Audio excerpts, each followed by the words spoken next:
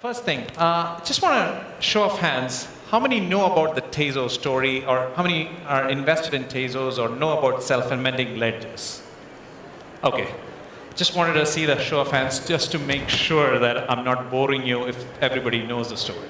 Okay, so what is Tezos? In a single sentence, I would say it's a self-amending ledger, and which means that it has a mechanism to adjust itself based on what the community wants or what people wanted.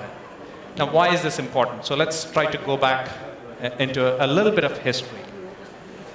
See, Bitcoin, I feel, is the greatest innovation that mankind has. Why is it so great? Why is it the greatest socio-political, economic experiment or revolution out here? The reason it's so big is, it is about money. And why is money so big? Why is it not why don't I say the fridge is bigger, is a better invention, or something like the internet is bigger? Because our parents, or we with our kids, we send them to school. Why do we send them to school? Is it just for an education? No, we want them to have a better life. We want them to have a better car, a better house. And for all that, you need money. So you need money, but all these years, you do not learn about money. What is money? You are assuming money is the dollar bill.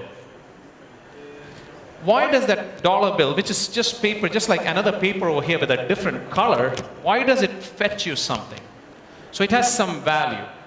That value is the collective delusion that we have given to that dollar bill, or the social consensus. We worked together and we decided that, okay, for $20,000, we are willing to exchange a car for that $20,000. If tomorrow morning we come to a consensus or a social consensus, we agree that we're not going to do that, all those dollar bills are useless.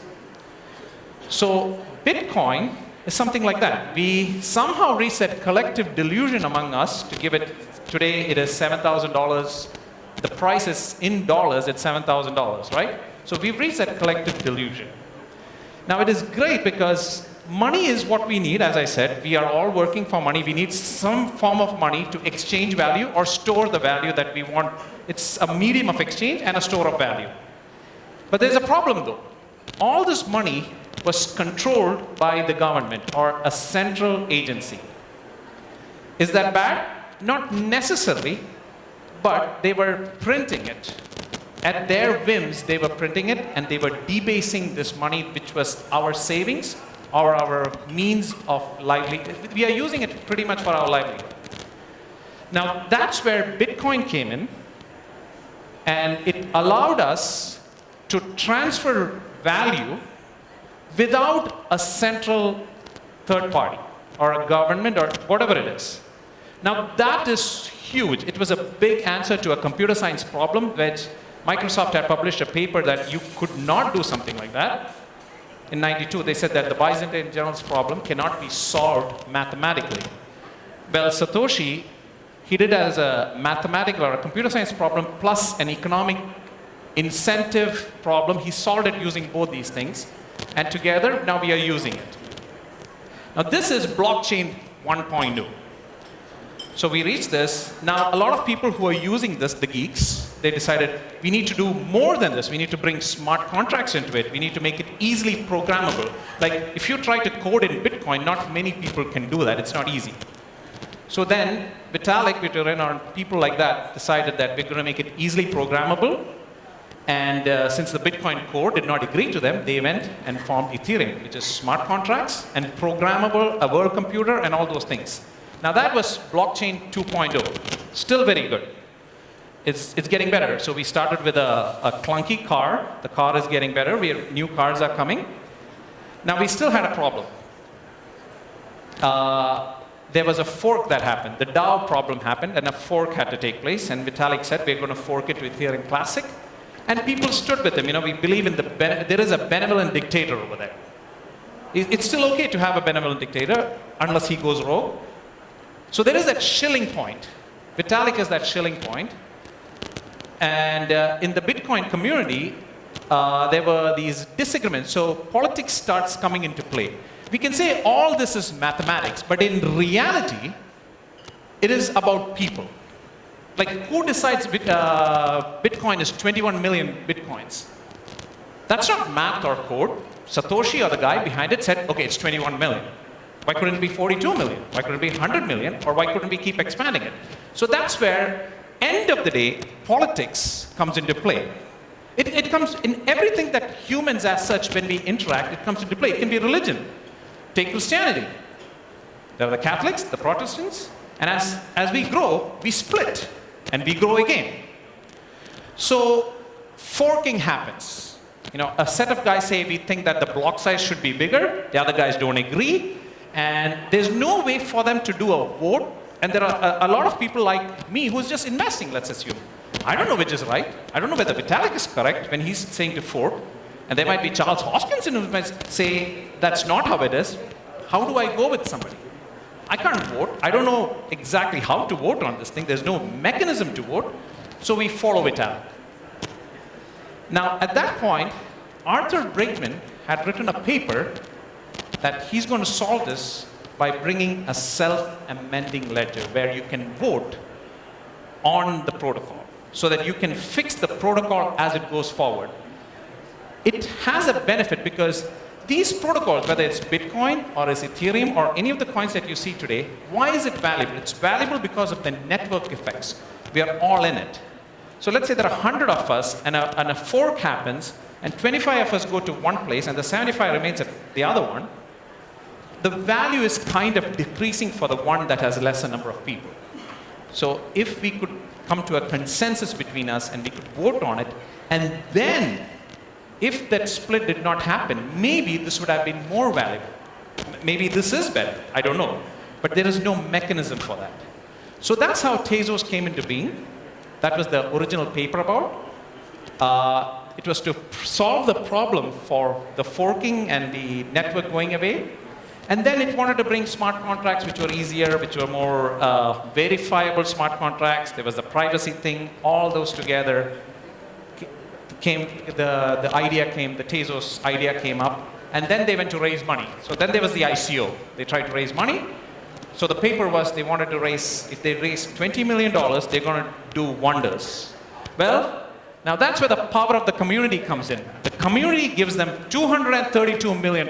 They ask for 20, and we give them $232 million. Awesome. This is great. Like an investor, I'm like, okay, now this is going to become live. I'm going to get 10x, 100x, I'm waiting. Well, now this is where it's not, when you understand, it's not just about code base. Because, so what happened was, Arthur set up a foundation in Switzerland, and in his true spirit, being the genius that he is, he sets up a foundation with somebody who he does not know, so that he wants to make sure that there's no chance that he's going to run away with the money. So he sets a guy who is going to run the foundation, who's not related to him. 2 months pass, this person decides not to pay Arthur money anymore. Okay? At least this is the version of the story that I know. Let's put it that way. There are so many stories that are running around, but this is the story. So the community is now 10,000 people strong. So we are on the right channels, the Reddit and all this stuff. Now we are getting pissed because we've spent the money and it's not getting listed. And we can see the markets are going up. The investment we made was in Bitcoin. Bitcoin is going up. Ethereum is going up. It has gone up 10x. And our Tezos coins are not getting listed, or it's not coming out because we sent the money to Arthur. We did not send it to the foundation. But unfortunately, the money is with the foundation. The foundation is not paying the developers, and our project is not coming out. So what does the community do? These are people distributed all over the world. They decide that they're going to fight this. They started tweeting. They started sending mails. They started making phone calls at a rate of close to 500 to 1,000 a day to the Swiss authorities, and they put so much pressure on the guy who's running the foundation and bring him down. This is not something that you can see within a corporate company if you invest your money over there. So the power of the community could be, this is one way of seeing the power of the community, like Bitcoin, Ethereum, these are all projects that are run by the power of the community, the social consensus or this collective delusion. And this matters when you're investing. So let's say a new project comes and you're giving them a $10 million check. So there's you and the founder of the project, and you have the tokens. Well, both of you can play with your tokens, right? There's no much use for this token. You really want the 10,000 or the 100,000 people coming in, buying the tokens, and all of you together want to be incentivized in making this project a success. It's not about you having 50% of the tokens. It means nothing. You need only have 1% or even less of that, because when everybody is involved, these tokens become valuable. So many times, a lot of people are missing this. Many of the funds who are coming in late in the stage because they have the FOMO, they're like, okay, I missed Bitcoin in 2013, I missed Ethereum in 2015, I got to invest 5 million or 10 million. They're missing the piece that they're trying to dump this coin on a retail investor. This is not about dumping coins, or this is not about I understand that you're giving a seed to a founder, but this is more than that. So that is why I wanted to bring in the Tezos story, the ledger, blockchain 1.0, blockchain 2.0, which is Ethereum, and 3.0 is where we are with something like a self-amending ledger. Maybe this is the future, maybe this is not. But this is the evolution. And this is what you want to know about. And whether you're investing, whether you're coding in this stuff, there are various ways to get involved in this. And since there's only 3 more minutes, I just want to stop over here so that we can keep it interactive. And I just want you to ask me questions regarding this. Open, it can be about any topic with Tezos, self-amending ledgers, 1.0, 2.0. If I know the answer, I'll give it there. Yeah, so thank you for the presentation. I think you see most of the blockchain initiatives trying to build up that community, right? And I think one of the maybe more morbid manifestations of that is those Telegram groups that have, I don't know, 10,000 people in there and have 2 posts a day, right? So when you're trying to build up an authentic community that really stands behind that, build up a real momentum behind that, what do you see were the initiatives that achieve that differentiate from the ones that are trying to kind of force it and really don't achieve building up a real momentum and a strong community behind that?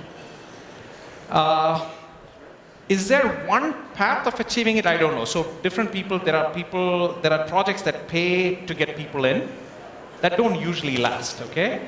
So the best way is you have to organically grow it. It takes time. It won't happen overnight, right? You have to find people that have a similar passion as you do for a particular project and get them on board, whether it's the Reddit, Telegram, WhatsApps, whatever be that social, and maybe attending conferences, having meetups. These are ways to achieve it. Because if you are passionate about a subject, I'm pretty sure there would be a small community like you involved. It could be in some other part of the world. See, that is the beauty about this whole decentralized token mechanism. You're not constrained by borders anymore. There are ways we can send money or we can transfer value to bring people in. Now you can bring this community together. And that voluntary spirit is what is going to drive it. Like take Ethereum, they only raised $15 million. And they built a supercomputer pretty much with all these volunteers. And nowadays projects are raising 100 million, 200 million, 300 million. A lot of projects have a community fund set up in tokens, set aside at the very beginning. But I was wondering, can a model be created where there's a benefits pool that accumulates over time? So the idea is out of transactions on the platform, you set aside some tokens for community benefit that go to incentivize new adopters of the platform and perhaps other partners of the platform. Yeah. So most of these communities do, most of the projects do have money set aside for community development, whether it's bounties for finding bugs or holding meetups. Most of them have it, okay? So Tezos has a very big fund, but unfortunately they're mired in a lot of legal issues. I know OneChain has it. Most of them do have it. Either they give it in coins or they do send it in Bitcoins. They do have it though. And if you are building a project, you want to have that in mind because you want that community to come and help you with it. Okay, that being said, I'm Nithin Eapen, Arcadia Crypto Ventures. We are always looking for the best founders and the best projects. We are always willing to invest and advise and help out. I'm very accessible either by LinkedIn, Facebook, or around over here. Thanks and bye. Thank you so much, Nithin. And thanks for sharing your story on Tezos. Thank you.